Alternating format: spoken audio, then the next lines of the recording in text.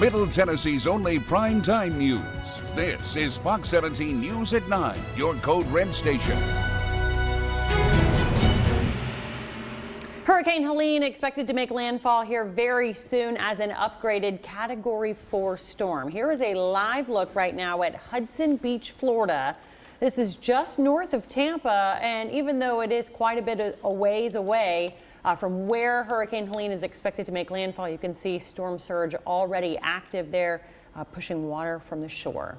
Now, one of the biggest concerns with this hurricane is the storm surge. This afternoon, we saw Helene pushing a massive amount of water. You see it here. Megan, am I saying this right? Matlacha, Florida, is that right? All right, Matlacha, Florida. What is it, Katie?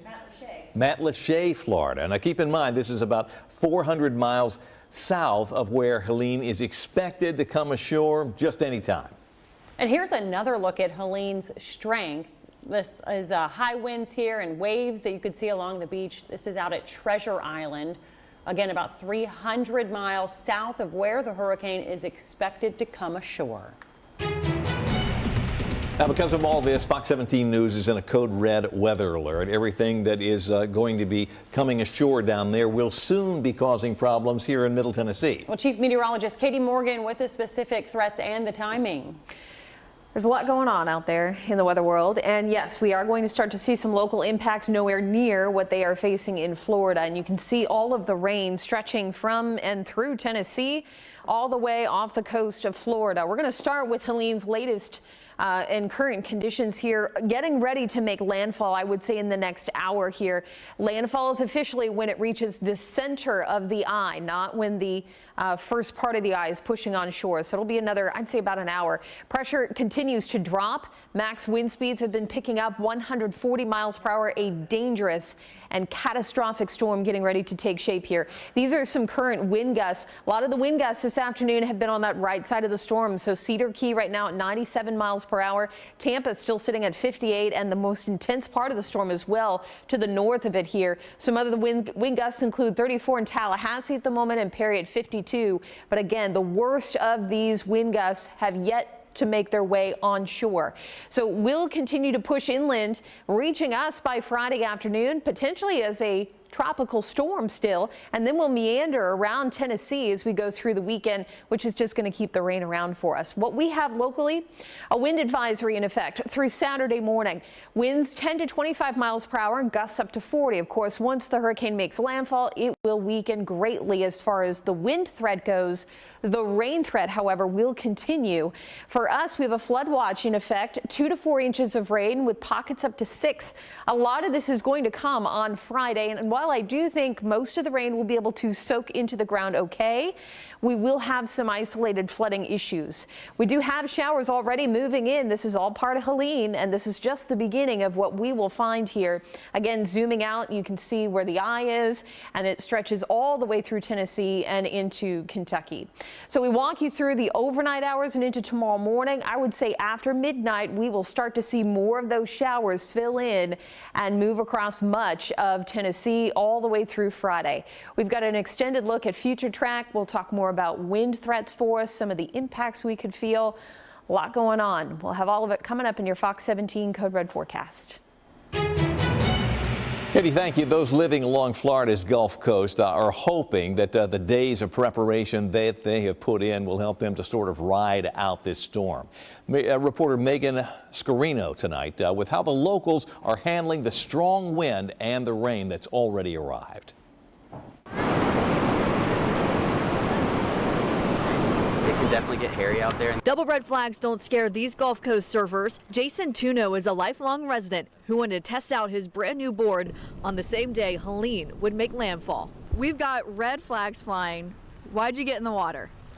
It's better waves, honestly. You know, on the Gulf Coast, we're so far up, a lot of the swells don't really reach us. So times like this, we have a little more water. Before catching the waves,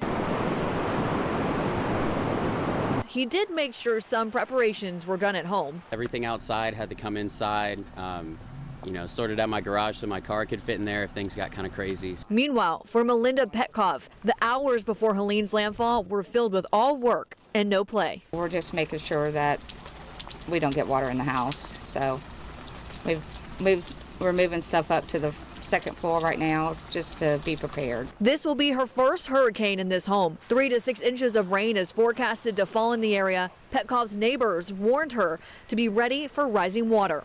I do not have flood insurance, so therefore, and I just went through the tornado and I just finished remodeling, so I don't want to have to deal with all that. And the rough waves didn't keep this couple away from their tradition of scoping out every hurricane before it hits. With so much things that could go wrong, it's nice to see a little bit of beauty in Mother Nature. What's the assessment of Helene?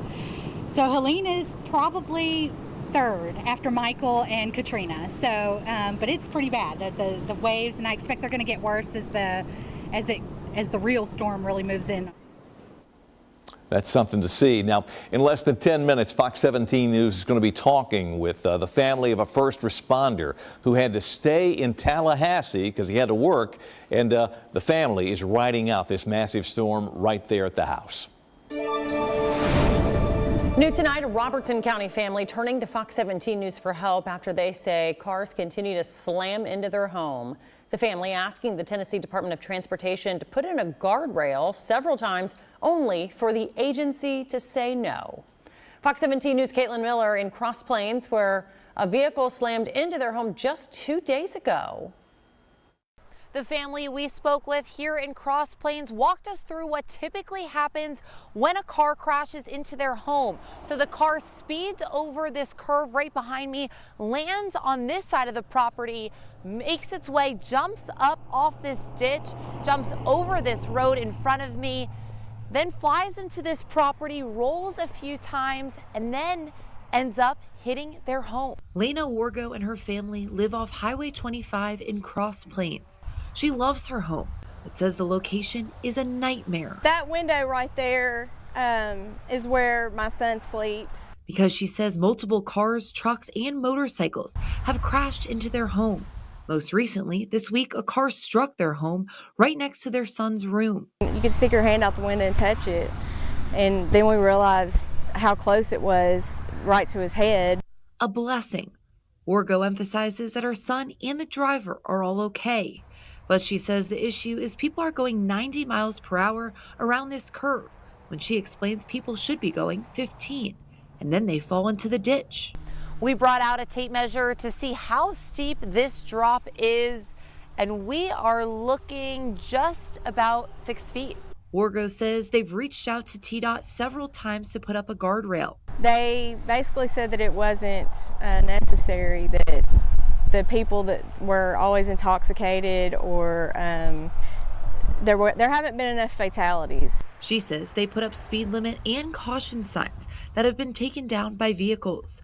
Fox 17 News reached out to TDOT, and they say they are reviewing this location for possible improvements like additional signage or guardrail. TDOT explains the intent of the guardrail is to protect errant vehicles from traveling off slopes, not to protect personal property. The Wargos say that they're really hoping that TDOT will put up guardrails because they say it would be an absolute nightmare to find someone dead on their property. Reporting from Cross Plains, I'm Caitlin Miller, Fox 17 News, your Code Red station. Just ahead, a Clarksville mother almost at her breaking point, trying to get help.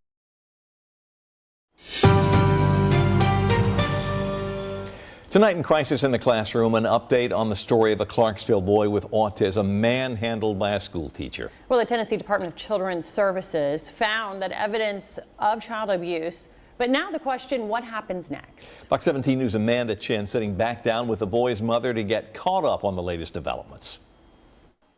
For more than a year now, this mother has been fighting for her son, but it's been a frustrating process, and she says she doesn't quite know who to turn to next. Jakira Crockett says a year ago her son Landon Crockett could not speak.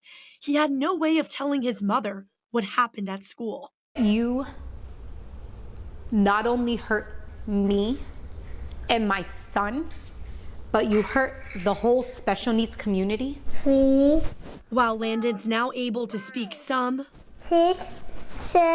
Jakira is still searching for justice. Fox 17 News' Amanda Chin. Back in February, Fox 17 News first told you about the director of schools confirming this teacher pulled Landon's hair, grabbed his wrist, and put her hand on his mouth. Bethany Midget-Stagel is a disability advocate. It was one of the worst cases I had ever been exposed to be honest. This teacher in question denies putting hands on Landon. I was losing so much sleep. I was losing hair.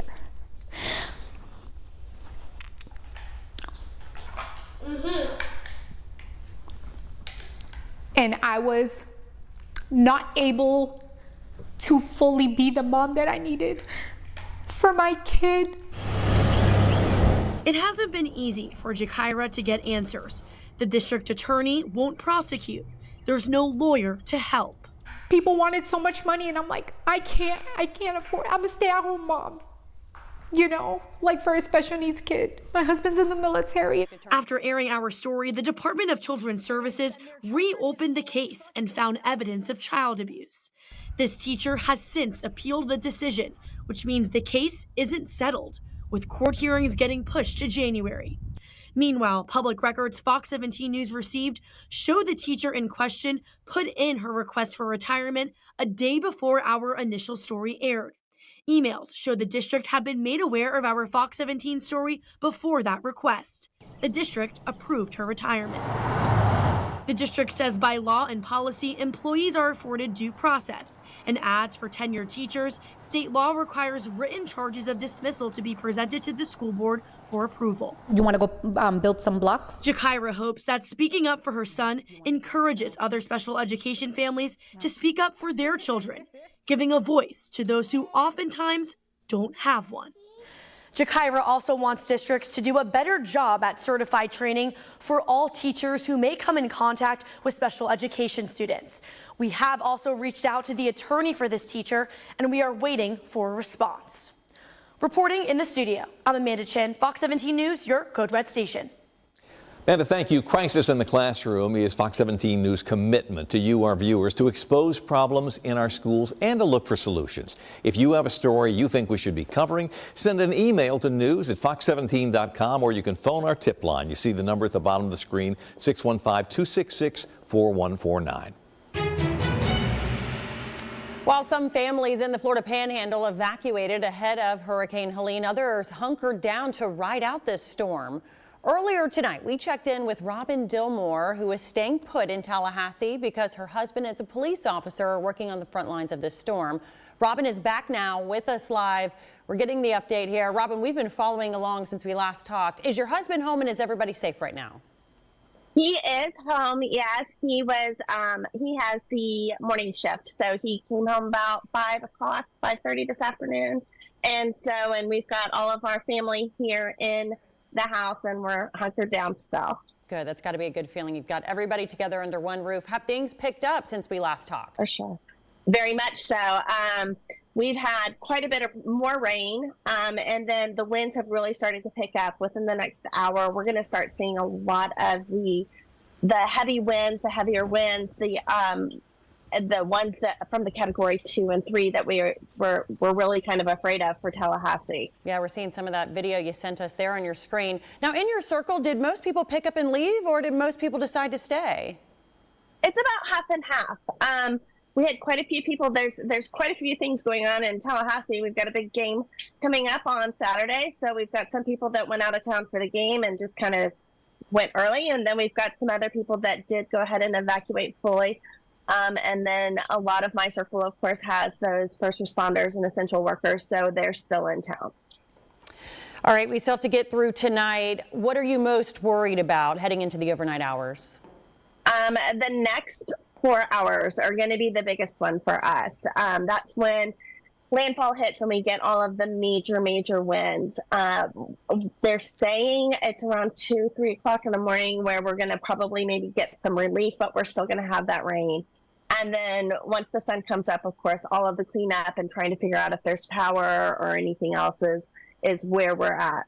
Well, I know earlier you said you have a generator. It looks like the power is still on. So we're praying for you. Hold tight, and we'll be checking in with you tomorrow morning.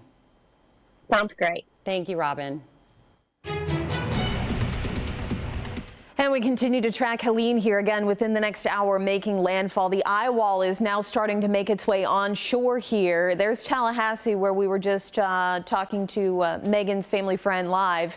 And the eye is getting dangerously close to the coastline, where max winds again are in excess of 140 miles per hour. Power outages are already numerous across a lot of Florida. A lot of it is the coastline, the Gulf Coast here, and the Southwest. Even Florida has seen quite a bit of impact from this storm, a lot of it in the form of storm surge.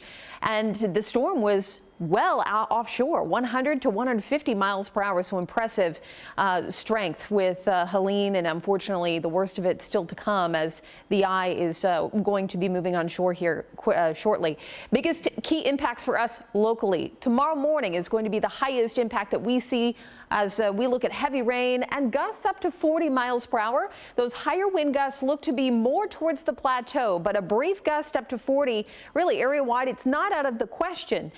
So wind and rain are going to be our two primary concerns. I would say even rain is our bigger concern here. 2 to 4 inches of rain with pockets up to 6.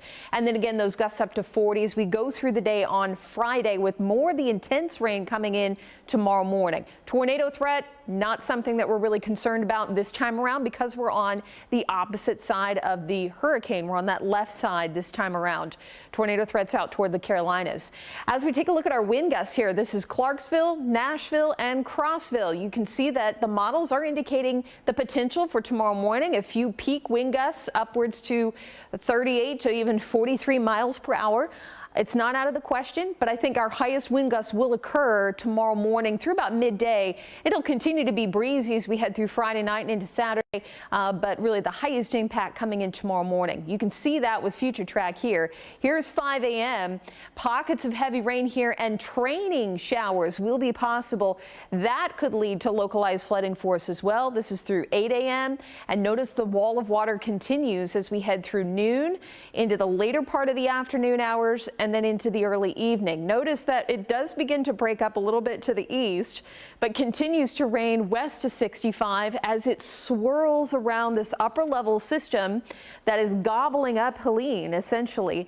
So what that will do, it will just keep the moisture around and means more rain for us as we head into late Friday night and into Saturday. Now at this point, I'm not as concerned with flash flooding and I'm not as concerned with higher wind gusts, but it still will be breezy. It'll still be rainy as we head into Saturday morning and Saturday afternoon. I've had a few folks asking me about Pilgrimage. I did see an update from Pilgrimage Festival saying that it is still on right now, but of course keeping up to date with the latest on weather.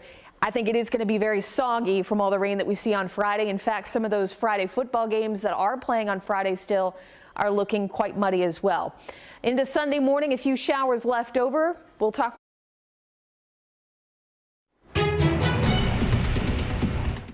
Well, with hurricanes, you can obviously get some very strong winds and very heavy rainfall too, but another something that you can get, that's going to be the storm surge, and that's just an above normal rise of the water over and predicted above those regular tide levels. And this is actually one of the most devastating things that you can get with a hurricane as it moves through. Sometimes we can get that up to 20 feet in these major hurricanes like what we're seeing with Hurricane Helene right there along the Big Bend area of Florida. We could be seeing that storm surge push up to about 15, 20 feet once Hurricane Helene finally starts to make landfall. So I want to kind of take you through how this progresses. So that water begins to rise above its normal tide level, and then once the storm starts to get a little bit closer inland, this is going to be when it's just offshore, water levels continue to rise, and then flooding and structural impacts can begin when that happens. And then once the hurricane finally starts to make landfall, that lower air pressure and strong wind will push all that water further inland, and that can lead to the devastating structural impacts. Also major impacts to life too. Just for example, with Hurricane Katrina back in 2005, almost 1,500 people lost their lives just as a result of the storm surge alone.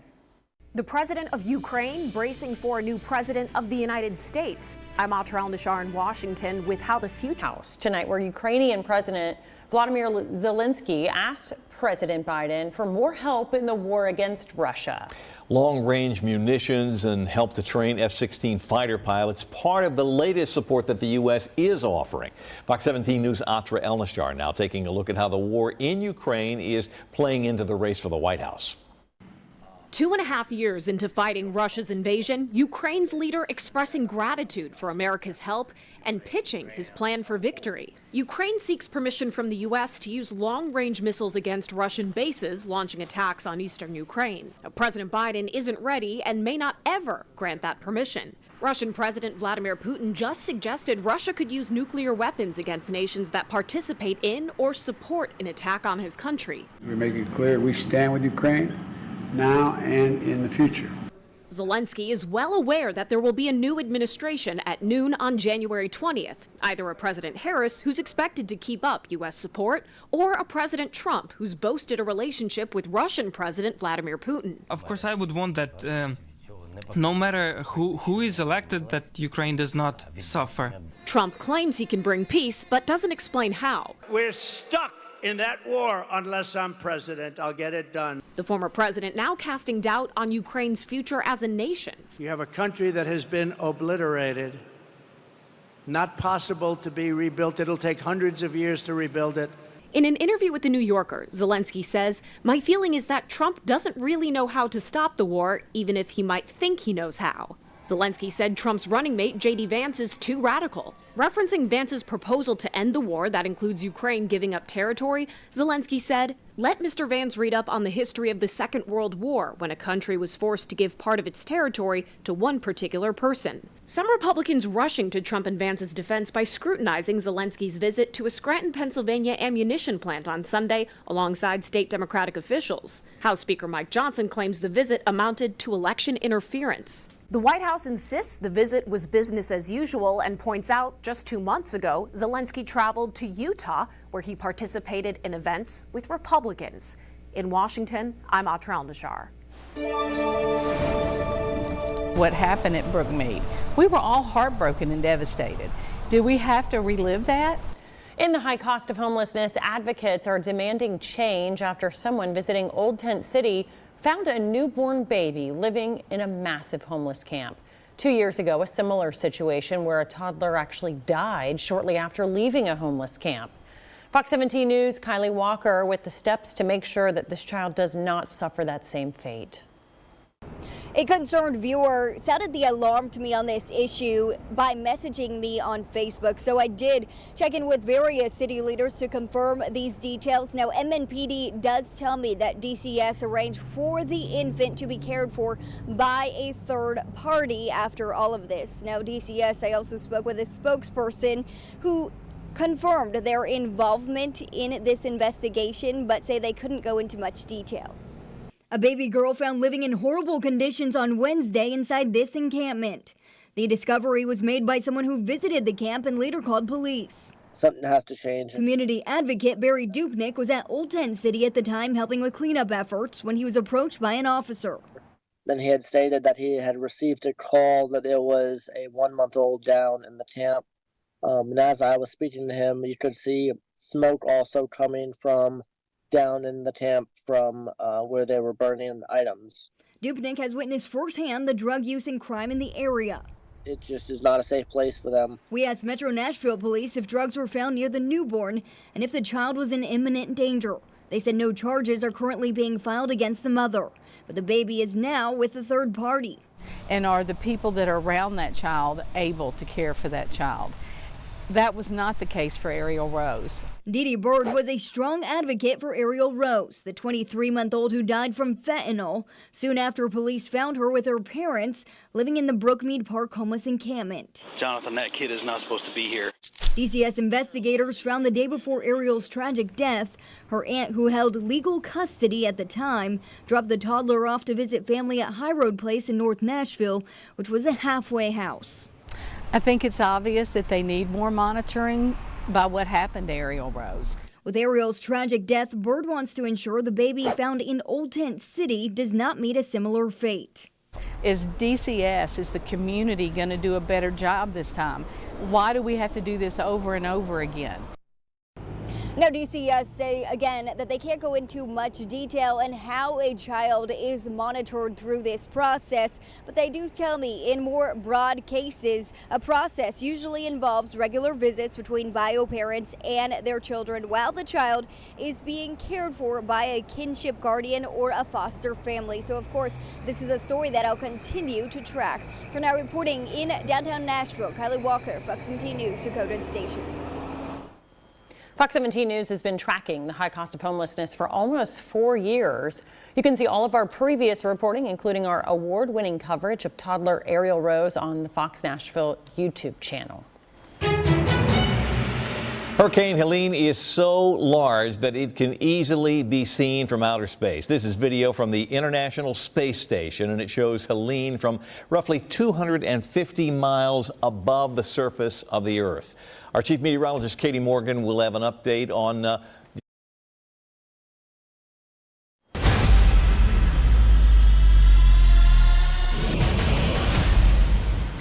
This week, the Titans prepping for an appearance on Monday Night Football against the Miami Dolphins. Both of these teams eager to get back, in the win column.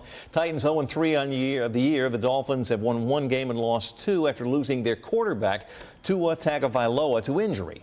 Well, despite their slow start, Fox 17 sports director Jill Jelnick explains why the Titans defense might have their toughest challenge yet. The Miami Dolphins had one of the most explosive offenses in all of football last year. With a lot of those key playmakers back on the team, it will easily be one of the biggest tests for the Titans defense on Monday Night Football. Head coach Brian Callahan describing the Dolphins offense as unique because they have speed at all positions, especially that wide receiver core with Tyreek Hill and Jalen Waddle. Callahan saying that they have to be technically sound. They have to make sure they have eye discipline and also be able to help each other whenever they can, especially in that secondary. They're so good at what they do schematically, as well as just physically talented. The whole picture is really complete for them. They do a great job. So you got to be on your eye discipline, you got to be on your technique, and then you have to be able to match the physical nature of what they do, and they run real fast. And I think we got guys that can do that. It'll be a mixed approach to how you handle those guys. It always is. You never want to give them one thing because they'll adjust to.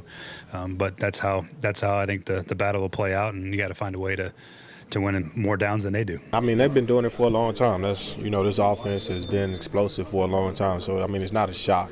For us, we just have to continue to read our keys. And this is really the game where you don't want to give up big plays, because if those guys are out, they're out the gate. There's not going to be many people to catch them. So, great team speed, great team. They've been successful in what they do, great OC. So, for us, we just got to do our job, make sure we keep everything bottled up. One thing Denard talked about today is we've been going over, today's walkthrough is more of he called it a paper cuts, the things that we've been, the things that kind of got us beat, and especially on the defensive side. So we kind of went over them type of plays today, and I think that's pretty much what it was, man. I think today and the rest of this week is all about trying to get a win, going 1-0 into this bye week. As far as the injury front is concerned for the Titans, cornerback Chidobe Awuzie is recovering from a groin injury, and Coach Callahan says that Jarvis Brownlee Jr. will be stepping up in his absence. The rookie making his first ever start in the NFL on Monday Night Football, and he says he couldn't be more excited. Reporting from the Titans practice facility, Jill Jelnick, Fox 17 Sports, your Code Red station. Coming up, tracking Helene and the impacts that we could see locally, talking about wind gusts. Green bike lanes like this are becoming more common in cities around the country. It's part of a strategy called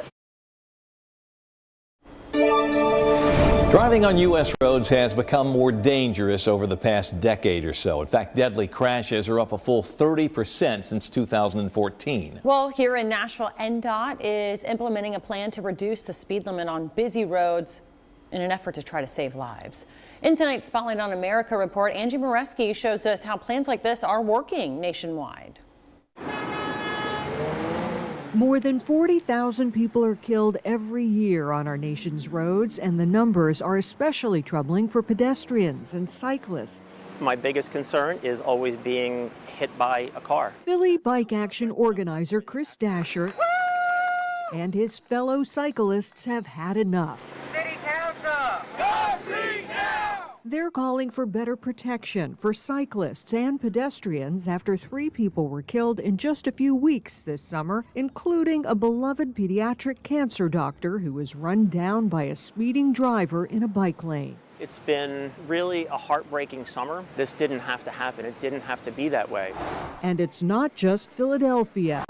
Nationwide, since 2019, we've seen an overall 17% increase in traffic fatalities, with 20% more pedestrians and nearly 30% more cyclists killed. Philly Bike Action took their fight to City Hall, protesting a cut in the city's budget for Vision Zero, an internationally recognized traffic safety strategy to reduce traffic deaths and serious injuries through infrastructure changes. It focuses on things like green and concrete protected bike lanes, high visibility crosswalks, lane reductions known as speed diets, road humps, and lower speed limits. Here's the big spike. What happened right there? When COVID hit, we saw a pretty significant jump. Center for Auto Safety Executive Director Michael Brooks says the spike in traffic fatalities started in 2020 and peaked in 2022.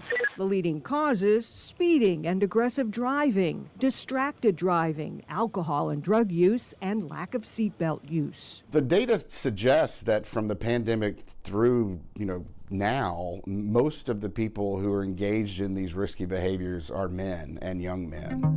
This 2023 International Transport Forum Road Safety Report found 34 member countries averaged a 6.5% drop in road deaths from before the pandemic to 2022, compared to a 16% increase in the U.S. But it's not for lack of trying here. More than 50 U.S. communities have committed to Vision Zero. Why are we not seeing that success here in the U.S.? There's been lip service paid to the idea of Vision Zero, but the actual work that needs to be done on the ground to introduce infrastructure improvements and to, dedicate money to making those improvements hasn't been done. But that takes investment from city governments, something these Philly residents say they will keep fighting for. We know what we need to do to make things safe. We can bring it to zero. Traffic deaths are not inevitable. For Spotlight on America, I'm Angie Moreski. Well, the latest nationwide numbers for traffic deaths in 2023 are indicating some improvement. According to preliminary data from NHTSA for last year, the agency estimates about 41,000 traffic deaths in 2023. Still way too many, but it is down slightly from 2022. We want to give you another example of just how large Hurricane Helene is. This is a live look at the radar of where the storm's located down at the bottom of the screen here. There you see the image of the red marker that's highlighting the Fort Myers area just south of Cape Coral. Doesn't say Fort Myers, but that dot is right on it, and that's where our next video is from. Take a look. This shows the flooding that took place there earlier in the day when Helene at the time was just a Category 3 hurricane. You see the trucks and the cars there driving through the streets of town filled with water. The winds, even that far away, were pushing the ocean, literally the ocean, onto the land, creating what you see here, which is storm surge. All right, and of course, keeping a very close eye on Hurricane Helene. We see the models behind you here, and it looks like it's really doing some damage. It's starting to come on shore now. So what we're seeing here is the eye, which is just off the coastline here, and the eye wall, excuse me, is now coming on shore. Perry is likely seeing winds upwards to 130, 140 miles per hour. That's the max wind speeds here. Has not officially made landfall until the center of the eye crosses on land. So for reference, here's Tallahassee. And again, all you're seeing here, these are all intense winds with this storm as it continues to work its way in, going into the next 20, 30 minutes. So we'll likely have a landfall here within the next 30 minutes as the eye continues to work its way in. This part of the eye wall is where we're going to find the most intense rain and most intense wind. As we zoom out, you can see that we are also starting to see impacts from Helene arrive in Middle Tennessee. This is all part of the same storm. The, again, tornado threat I mentioned earlier, touched on, is well east of us, and you can see active tornado warnings through South Carolina and into Georgia.